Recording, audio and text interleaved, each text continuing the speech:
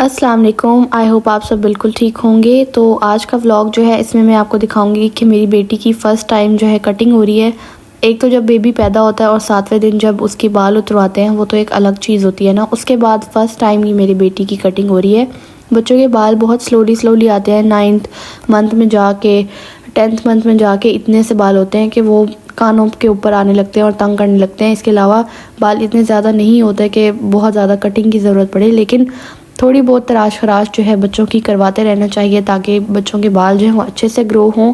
और इसके अलावा वो बेबीज़ को जो है कानों पे तंग भी ना करें, जिसकी वजह से बच्चे को बहुत इरिटेशन होती है बाज़ टाइम, क्योंकि बाल की नोकें होती हैं छोटी छोटी, तो बच्चे को जो है वो तंग करती हैं। तो बेटी मेरी का ये पहला एक्सपीरियंस था और उसने थोड़ा तंग भी किया, रोई भी, क्योंकि ज़ाहिरी सी बात है, एक तो पॉलर वाली को देख के वो थोड़ा सा वैसे भी घबरा गई थी, परेशान हो गई थी कि मेरे साथ कोई आंटी क्या कर रही हैं।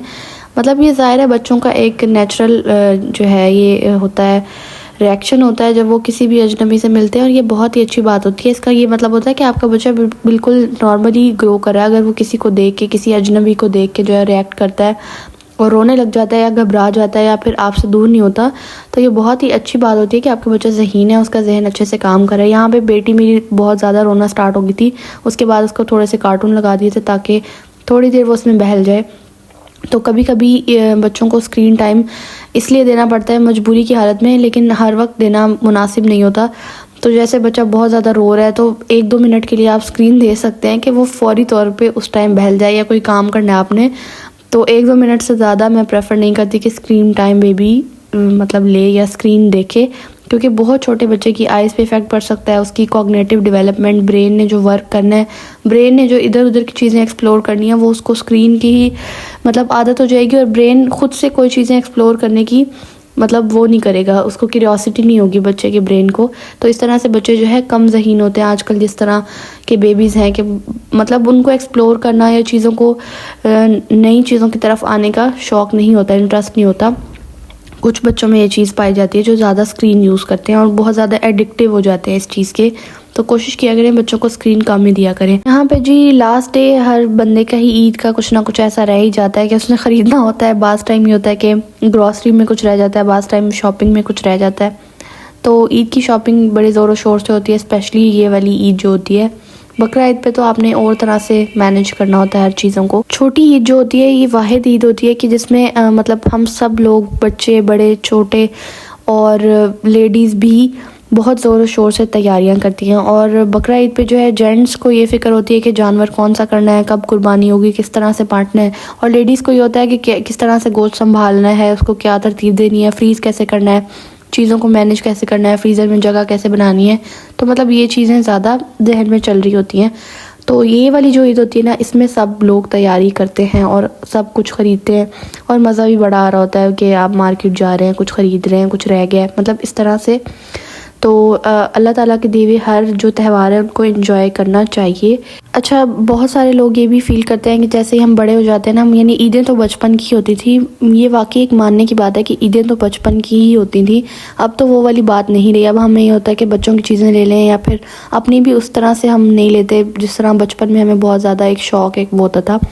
तो लेकिन फिर भी अल्लाह की तरफ से एक त्यौहार हमें मिला है, एक ईद का एक तोहफ़ा मिला है ताकि हम मुसलमान खुशी मनाएं। तो इसमें कोई वो बात भी नहीं करनी चाहिए हमें कि बाज़ टाइम हम लोग कहते हैं ना कि अब क्या ईद है या अब क्या हमने करना, मतलब बिल्कुल हमें मायूस भी नहीं होना चाहिए। और अपनी, चाहे हम बड़े हो गए हैं, चाहे हम बच्चों वाले हो गए हैं, चाहे हम माँ बन गए हैं या चाहे हम दादी बन गए हैं, तब भी हमें ईद का एक सेलिब्रेशन जो है उसको भरपूर तरीके से मनाना चाहिए, अपने अंदाज से, अपने मैच्योर अंदाज से। तो जी घर आने के बाद फिर रात को बच्चों को सुलाने के बाद अब तकरीबन 10 बजे का टाइम है, और 10 बजे जो है मैं अपने घर की डीप क्लीनिंग कर रही हूँ अपनी हेल्पर के साथ मिलके। तो इस तरह से डस्टिंग का जो होता है ना, हेल्पर्स अच्छी नहीं कर सकते, मतलब आपको सेटिस्फेक्शन नहीं होती। वो हर काम कर लेंगे लेकिन डस्टिंग जो है ना वो नहीं कर सकते, तो आपको खुद ही करना पड़ता है, एक एक कोना, एक एक चीज़। अब ये सोफ़ा जो है, इन पे कवर्स होते हैं सारा टाइम जब आम रूटीन में इस्तेमाल हो रहे होते हैं, क्योंकि टीवी लाउंज में बच्चे बैठते हैं, खाना वाना खाते हैं, तो कुछ ना कुछ गिर जाता है, ठीक है। तो ये सोफ़ा जो है इस पे हालांकि कवर्स होते हैं लेकिन फिर भी मट्टी आई हुई है। तो अब इसको मैं खुद ही क्लीन कर रही हूँ एक डैम्प से क्लॉथ से, मतलब हल्के गीले से कपड़े से, ताकि सारी मिट्टी वगैरह जो है वो अच्छे से उतर जाए। कुछ कुछ दाग भी थे वो भी अच्छे से क्लीन अप हो गए हैं। तो मतलब ये बिल्कुल एक न्यू सी लुक में आ गए। तो जो डस्टिंग वगैरह होती है ना ये मैं खुद करती हूँ, और बाकी सफाई वगैरह भी। चलें जी, सोफ़ा तो हो गया क्लीन, अब बारी आती है टेबल की, और सारी चीज़ें एक दफ़ा से दोबारा डीप क्लीनिंग अच्छी से होगी। बेशक डेली सफाई हो रही है, डेली भी जो मर्जी हो, लेकिन ईद की सफाई जो होती है ना वो ईद की सफाई होती है। मतलब उसमें आप चाह के बिना कोई भी पार्ट स्किप नहीं कर सकते कि एक भी कोना आप गंदा रखें। और इन्हीं चीज़ों को ही सेलिब्रेशन कहते हैं, इन्हीं चीज़ों की एक एहतमाम, अपने घर को साफ़ करना, सजाना, एक मतलब एक दिल में जो एक फ़ीलिंग होती है ना, इसी की ही खुशी अलग होती है। और ये अल्लाह की तरफ से हमारे दिलों में जो है वो डाली गई है। और मतलब हमें मज़ा आ रहा होता है हर चीज़ करने में, अपने घर को साफ़ करने में भी हमें मज़ा आ रहा होता है, हमें खाने बनाने का, दावत का सोच के भी मज़ा आ रहा होता है कि हमने क्या क्या एहतमाम करना है, किसके घर जाना है। मतलब ये सारी चीज़ें ईद का एक पार्ट है, और यही ईद होती है, यही ईद को मनाना, इसी को ही कहते हैं। और अल्लाह ताला सबकी खुशियाँ जो है कायम दायम रखे, और जितनी भी लोगों की परेशानियाँ हैं, कोई लोग अगर बीमार हैं, कुछ परेशान हैं, तो अल्लाह ताला सबकी परेशानियाँ दूर करे। आप लोगों ने मेरे लिए दुआ करनी है। सबकी लाइफ में ही प्रॉब्लम्स होती हैं, कहीं ना कहीं कुछ ना कुछ प्रॉब्लम्स ज़रूर होती हैं, तो हमें एक दूसरे के लिए दुआ करनी चाहिए। अल्लाह ताला दूसरे के हक़ में की हुई दुआ जल्दी सुनता है। तो जब हम एक दूसरे के लिए दुआ करते हैं तो सब इंसानों के मसाइल जल्दी हल हो जाते हैं। तो जी ये तकरीबन टीवी लाउंज की सारी क्लीनिंग वगैरह हो गया। अब चलते हैं ड्राइंग रूम की तरफ। ड्राइंग रूम का ये सोफ़ा थोड़ा सा ट्रिकी है इसकी क्लीनिंग, क्योंकि ये तो इसके डिज़ाइन वगैरह कुछ ऐसे हैं कि मतलब इसको भी अच्छे से क्लीन करना पड़ेगा, टाइम देना पड़ेगा। तो जी कर लेते हैं सारी क्लीनिंग। और कुछ कुछ मतलब मैं आपको दिखा रही हूँ, क्योंकि सारी चीज़ें मैं नहीं दिखा सकती, मैं किस तरह से क्लीन कर रही हूँ, क्या क्या कर रही हूँ। तो थोड़ा थोड़ा सा पार्ट में जो है वो कैप्चर कर रही हूँ, ताकि आपसे एक वीडियो मेरी शेयर हो जाए और आपसे थोड़ी बातें भी हो जाए। बहुत टाइम हो जाता है, वीडियो अपलोड नहीं कर पाती। तो एक तो रमज़ान की वजह से मसरूफ़ियत थी, कुछ बच्चों की वजह से मसरूफ़ियत हो जाती है, कुछ मौसम ऐसा होता है कि पता नहीं चल रहा होता कि ठंड है कि गर्मी है, काम भी इस तरह के उलझे से होते हैं।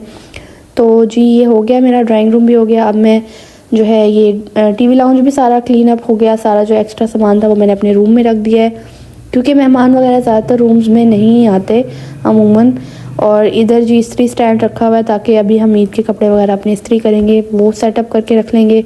और किचन भी सारा मतलब हो गया क्लीन, और सारा कुछ रेडी हो गया है कि सुबह क्या क्या पकाना है, क्या क्या करना है। तो जी मेरी तरफ से, मेरी फैमिली की तरफ से सबको चांद रात मुबारक हो, और एडवांस ईद मुबारक हो। ईद का व्लॉग जो है कैप्चर करने की कोशिश करूँगी, आपके साथ शेयर करूँगी कि क्या क्या एक्टिविटीज़ हुई घर में, कहाँ कहाँ गए।